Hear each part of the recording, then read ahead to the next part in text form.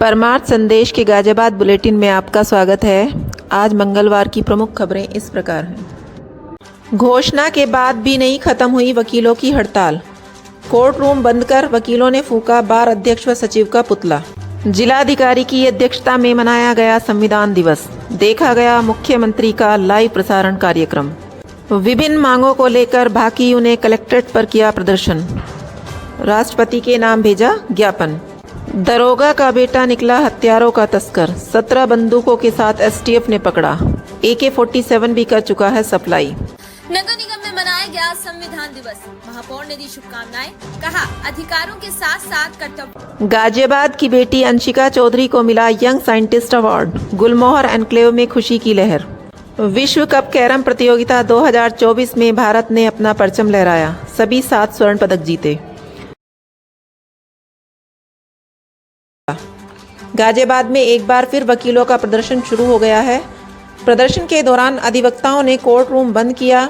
जिला bar association अध्यक्ष और सचिव पर हड़ताल खोलने का फैसला गलत बताकर कचहरी में प्रदर्शन किया। वकीलों ने हड़ताल फिर से शुरू कर दी है।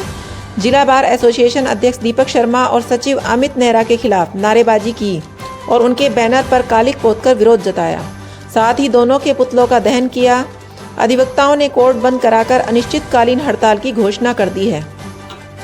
अब देखना यह है कि अधिवक्ताओं का आंदोलन क्या रूप लेता है और किस ओर जाता है। वकील बार अध्यक्ष और सचिव के फैसले के विरोध में उतर आए हैं। उधर गाजियाबाद की विभिन्न अदालतों में तकरीबन 14 लाख केस चल रहे हैं, जिनमें से 10,000 की प्रतिदिन सुनवाई होती है। लेकिन हड़ताल के चलते वादकारियों को भारी परेशानी का सामना करना पड़ रहा है।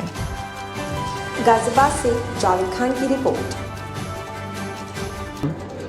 गाजियाबाद महात्मा गांधी सभागार में शासनादेश के क्रम में जिलाधिकारी इंद्र विक्रम सिंह की अध्यक्षता में संविधान दिवस मनाया गया।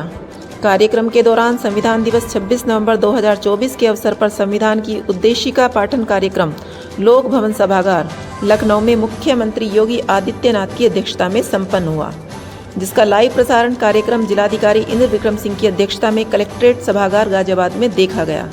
लाइव प्रसारण के उपरांत जिलाधिकारी सहित कार्यक्रम में उपस्थित सभी के द्वारा डॉक्टर भीमराव अंबेडकर के चित्र पर पुष्पांजलि अर्पित की गई।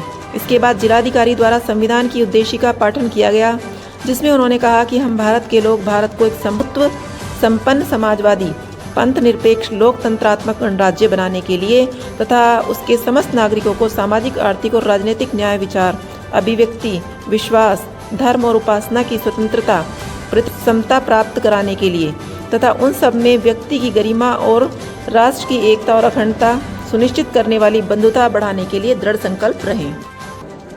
भारतीय किसान यूनियन ने आज विभिन्न मांगों को लेकर जिला मुख्यालय पर धरना दिया।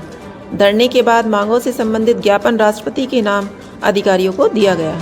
ज्ञापन में कहा गया कि हम मजदूर और किसान आज पूरे भारत में अपने मुद्दों को उजागर करने और निवारण की मांग के लिए संयुक्त रूप से विरोध कर रहे हैं। ये ज्ञापन इस उम्मीद के साथ भेज रहे हैं कि आप देश की इन 2 प्रमुख उत्पादन शक्तियों के पक्ष में हस्तक्षेप करेंगी। हमने 26 नवंबर को लामबंदों के माध्यम से विरोध दिवस के रूप में चुना है, क्योंकि यह वह दिन है जब ट्रेड यूनियनों ने मजदूर विरोधी 4 श्रम संहिताओं के विरोध में राष्ट्रव्यापी हड़ताल की थी और किसानों ने 2020 में 3 कृषि कानूनों के खिलाफ संसद की ओर अपना ऐतिहासिक मार्च शुरू किया था। किसानों के लंबे संघर्ष के बाद जब कृषि कानून वापस लिए गए, तब किसानों से किए गए वादे आज तक पूरे नहीं हुए हैं। भारत के मेहनतकश लोग एनडीए सरकार की कारपोरेट्स और सुपर रिच को समृद्ध करने की नीतियों के कारण गहरे संकट का सामना कर रहे हैं, जबकि खेती की लागत और मुद्रास्फीति हर साल 12 से 15 अधिक की दर से बढ़ रही है। मेरठ पुलिस के दरोगा का बेटा हथियार तस्कर निकला। एसटीएफ ने आरोपी रोहन को गिरफ्तार किया है। उसके पास से 17 बंदूकें और 700 कारतूस मिले हैं। रोहन हथियार सप्लाई का एक गैंग चला रहा था। यह गैंग AK-47 तक की सप्लाई कर चुका है। गैंग के बाकी सदस्यों की तलाश में एसटीएफ की टीम जुटी हुई है। एसटीएफ की टीम रोहन से पूछताछ कर रही है कि वह अब कहां हथियार की सप्लाई कर चुका है। रोहन के पिता राकेश सिंह यूपी पुलिस में दरोगा हैं। इन दिनों उनकी तैनाती मथुरा में है। रोहन ने पोस्ट ग्रेजुएशन किया है। उसने दरोगा परीक्षा की भी तैयारी की, लेकिन पास नहीं कर पाया। इसके बाद वह ठेकेदारी करने लगा। इसी दौरान उसकी मुलाकात हथियार तस्कर अनिल बालियान से हुई। ज़्यादा पैसा कमाने के लालच में वह हथियारों की तस्करी का काम करने लगा। रोहन ग्राहकों को खोजता था, उनका नेटवर्क तैयार करता था, सौदा तय होने के बाद वह हथियार सप्लाई कर देता था। नगर निगम मुख्यालय के साथ साथ सभी नगर निगम के विद्यालयों में भी संविधान दिवस उत्साहपूर्वक मनाया गया। महापौर सुनीता दयाल की अध्यक्षता में गाजियाबाद नगर निगम मुख्यालय में महापुरुषों तथा शहीदों को याद करते हुए हर्षोल्लास के साथ संविधान दिवस मनाया गया। महापौर द्वारा सभी उपस्थित जनों को शुभकामनाएं दी गई। कर्मचारियों, अधिकारियों तथा पार्षदों द्वारा भी कार्यक्रम में उपस्थित होकर संविधान दिवस के अवसर पर शपथ ली गई।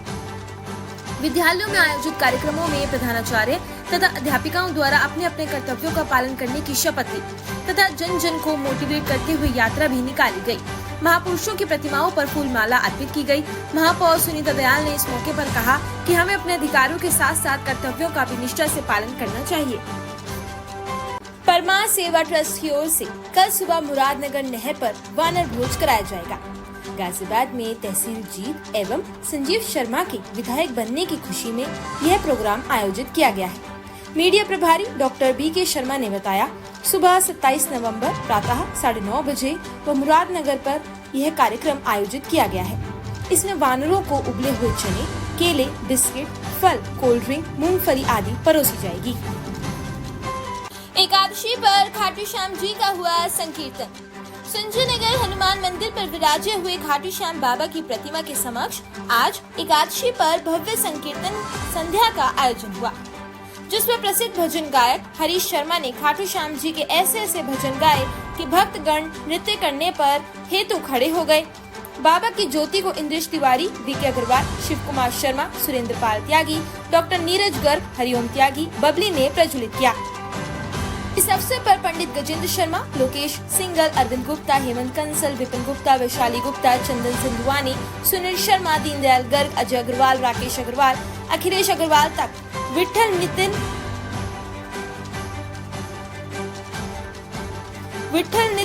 मित्तल, सुनील सिसोदिया वक्त में भजन संध्या में से सहयोग किया।